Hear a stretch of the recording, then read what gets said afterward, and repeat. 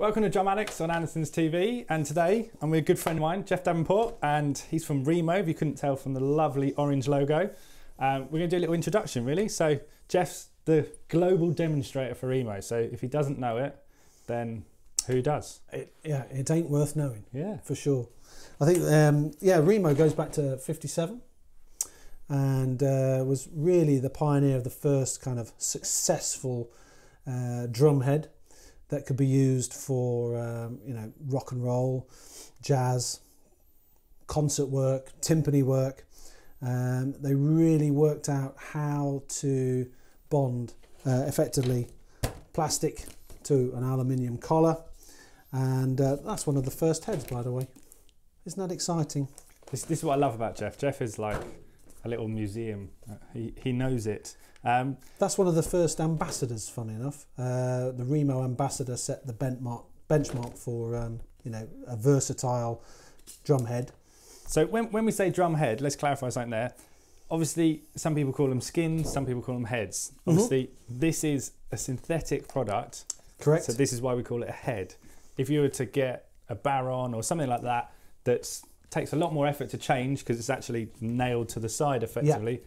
That's like a skin, actual animal skin. So these are all heads. Mostly calf skin up until this point, and this is a calf skin head.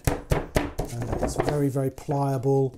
It's susceptible to humidity changes, and in the old days this used to be a wooden hoop, and it took a long while to get that skin onto the hoop and make it playable. You had to put it on wet. Then had to let it dry. That could take anything up to anything from 8 to 30 hours, depending on how fussy you were with putting the head on and then getting it playable. And so we went from something like that to something like that, which actually has some. All Remo heads have a slight inherent tension to them. This is from '58, and it still actually sounds really cool for an old ambassador. The ambassador originally was twin ply. They had two films right at the beginning. They had a snare film, a thinner film, which replaced slunk as a material, and they had a 7.5mm film, a very thin kind of batter film, and they put the two together. They were already by this time getting people breaking the normal single plies. That's an original single ply, so you can hear how fragile it sounds. That's an early Diplomat. But this is part of when people say I want that vintage sound. This is another part of it. It was very sort of almost crude, very thin heads back then. So yeah, when people say they want the vintage sound, they're really talking about either something very thick and heavy like a calf skin, or they're thinking about the 60s recorded sound, which is based on single ply heads. We've got some here as well, which you might recognise that logo there. That's the super pointy one is the older one, isn't it? Yeah, that's the second logo, and I'd say from about 58 to 60 something, and this kind of took over. That's like the Beatles logo that you saw on the Ed Sullivan Show, and that bass drum head sold for millions of dollars recently. So that you can that literally went to auction, didn't it? Sold for 2.2 million or something. Yeah. For a head. For a drum head. Crazy. So yeah, different logo again. So the vintage sound, if you like, is really about the shells of the older period. Those Diplomats. What they do is they really show you what the shell does. All Remo heads are made of DuPont mylar, and it's actually classified as DuPont mylar. And that material has proven itself, decade after decade, to be the material that shows you what the shells are doing. And when I reset a drum, if somebody comes to me and says, oh, I want to know what this shell can do, I go straight back to basics, a jeans and t-shirt moment of ambassador over ambassador, and that will basically tell me what that shell is doing right off the bat. No coloration, if you like, no synthetic coloration, just the mylar over the mylar. That tells me what's going on. So what else have we got? Let's so go, what else we got? Go through the ages. So we're in 60s. So then been we're going gonna, a decade. Yeah, this is quite an interesting little timeline. So you've got here, going into chaos. That's one of the very first packaging boxes. This is from the late 60s, late 50s, where they'd suddenly put together the whole concept of diplomat, ambassador, emperor, and finalised the thin, medium, and thick. When I think of tuning, I only ever think of thin, medium, and thick at a low, medium, or high tension, and that way I can compartmentalise the whole issue of tuning. So for some people going, oh, what are these names? We'll explain in a later video, but literally, even from early on, yeah, the names are stuck through. So these are still heads you can buy today in the shop next door. Then they moved from that logo to a kind of 60s kind of vibe, which is the 4. They transcended that with a... I feel like we're in like a record shop. We're just... a 6-crown logo. And then finally, actually this is late 60s. This is the sparkle tone. So you'll find that these came out about 1968, so coloured heads. Excuse me. Coloured heads, you hold that one, Rob. So these are being sort of reintroduced, aren't they? People are other brands are talking about this if this is a new thing, and Remo have been doing it. Yeah, a long time, yeah. Decades. Yeah. And there's a silver one there. They did green, they did blue. And obviously for a time when you're doing serious psychedelic things, because yeah, that would look good. Not cool now. So yeah, 1968. I think you'll find other coloured heads came out mid-70s. A good 6-7 years later. That looks like you should be wearing platform heels and playing glam. Yeah, that's glam something. rock. Long hair. There we go. Coloured heads. This one is kind of 70s and 80s. You'll find this logo. This is actually an early Starfire. So they Mylar, you could always metallize Mylar, and Remo really got on early with the metallization, and so you can either get a chrome or a gold, which was big back then. Chrome kits. Nico McBrain has his chrome touring head kit. He has the gold on the bottom. That's actually a 12mm ply. So it's and then you have this packaging here, which is great. I love all of this. So it's kind of trying to help you understand. You'll even see fibre skin here. So Remo were the first to make a successful synthetic head which sounded a bit like calf skin by placing a laminate over the film. They've been trying to do it for many years. I mean, some of the earliest kind of patents, if you like, are people trying to plasticize or weatherize calf skin, so to make it more stable.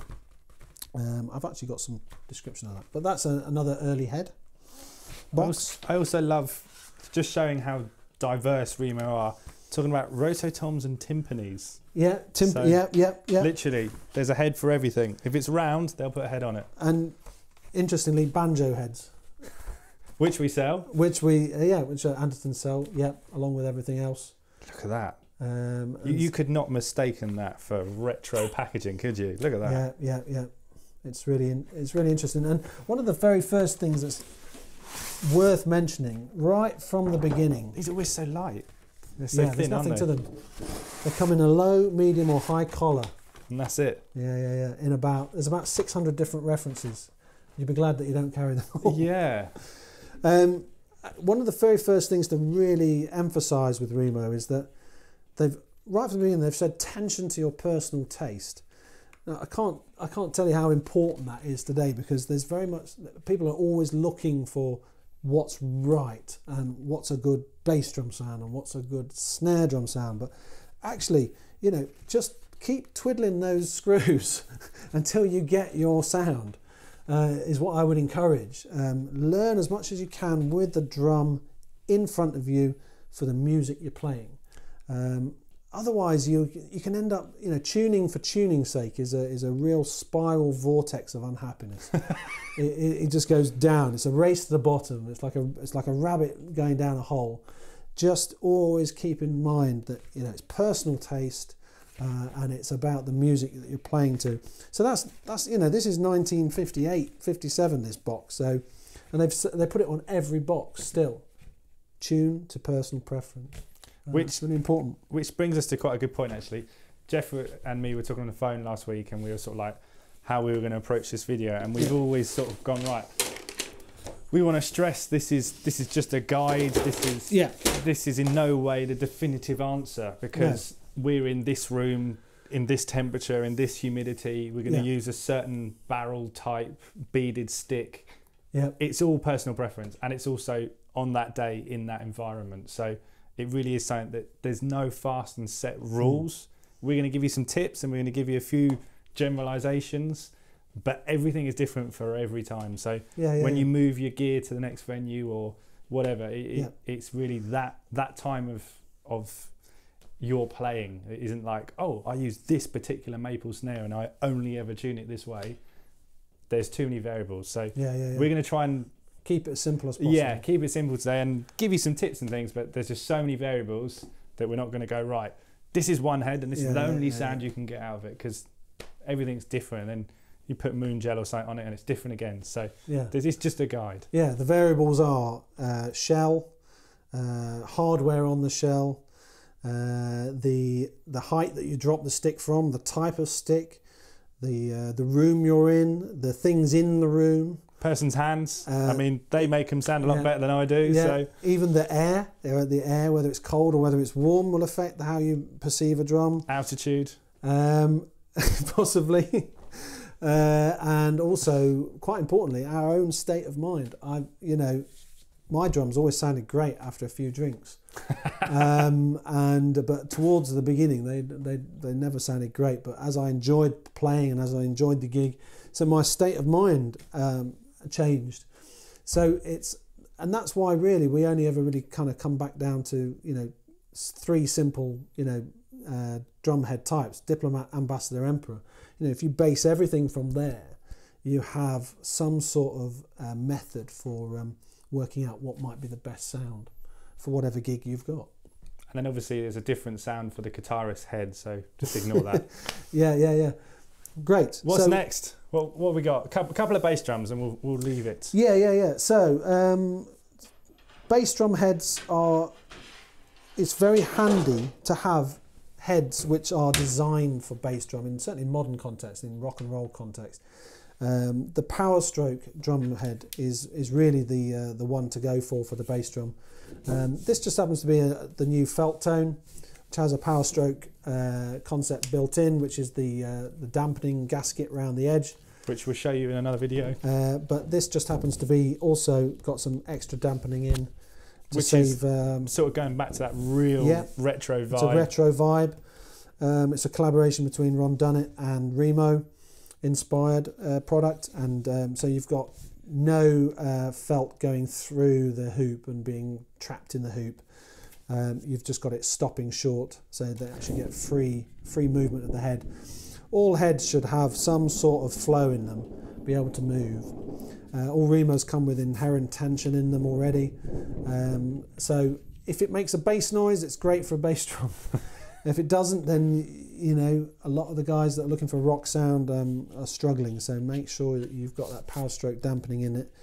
This just happens to be a very vintagey vibe, which is free floating, so it's not stuck to the head. So everything moves, and that's half of what makes a drum sound. A drum sound is about air movement. You have top and bottom head. You have the shell, which allows that column of air to move, and if it can move in a very free-flowing way, there's nothing in it, you'll get the maximum sound that drum can make with those heads at that point.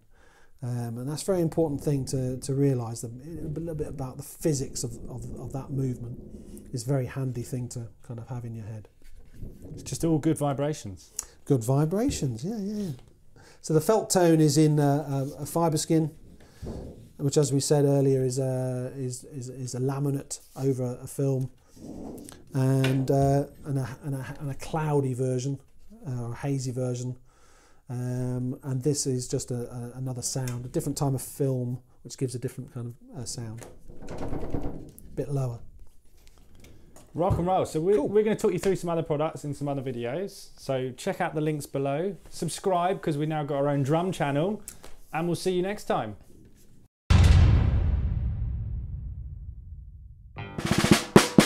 Hey guys, thanks for watching the Andertons drum channel. Hope you enjoyed it. But if you're a guitar player or a bass player, you play keyboards or you're into music technology, we've got other YouTube channels that you might be interested in, and I'll put links to those in the description below. Anyway, if you want to find out more about the products we showed in this video, please click up here.